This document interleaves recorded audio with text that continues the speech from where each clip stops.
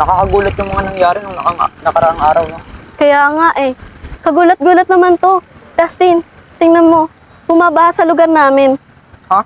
Ngayon na lang ulit bumaha sa lugar natin, ah. Paano nangyari yun? Eh, bulubundukin naman tayo. Sa amin nga, ngayon lang tumaas ang tubig sa creek. Andyan na pala ang mga kasinek. Yes, mga kasinik, kapit lang kayo dahil naririto na naman kami ni Precious para maghatid sa inyo ng documentary film tungkol sa ating kalikasan. Ito ang Sinek Tukay. Sine, documentary. na tungkol sa kalikasan. Alam mo, Precious, hindi pa naman uli ang lahat eh. May paraan pa. Tama ka dyan, Dustin. Kaya mga kasinik, stay tuned as we give you at A. As active participation. D. As streaming pollutants. I. As innovative solutions. And N. As nurture nature. Yung pala ang atin.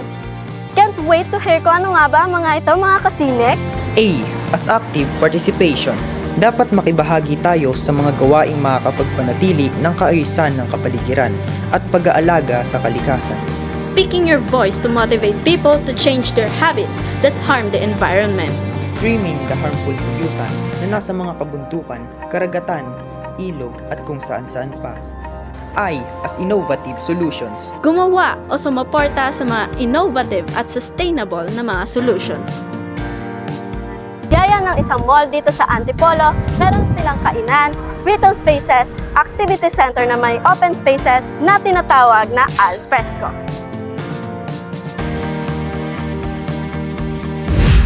nakatutulong ang mga ganitong disenyo para mabawasan ang paggamit sa mga air condition system na nakasasama rin sa kalikasan.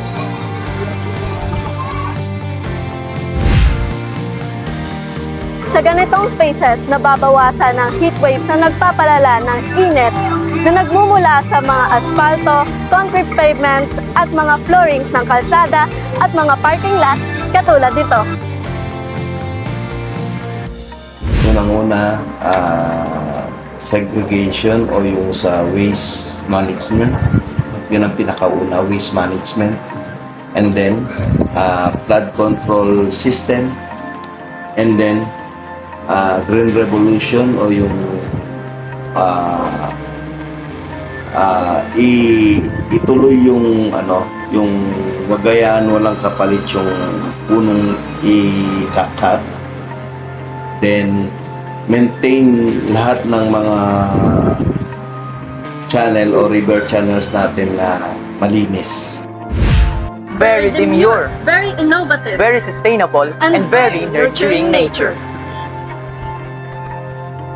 At dito sa aming school ay may sadyang itinirang space para sa mga puno na talaga namang titira mamapilka sa mga public high schools sa mga lungsod.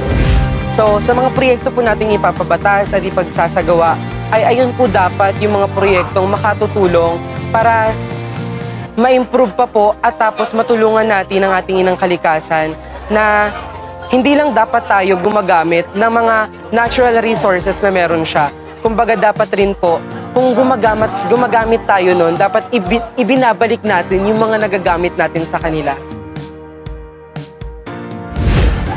Grabe, busog na naman tayo sa kaalaman. Nabusog ba kayo doon mga kasinek? Ako, Dustin, busog na busog and excited na makipagkwentuhan ulit sa ating mga kasinex sa next episode. Kaya naman mga kasinek, tumutok lagi dito sa Sinek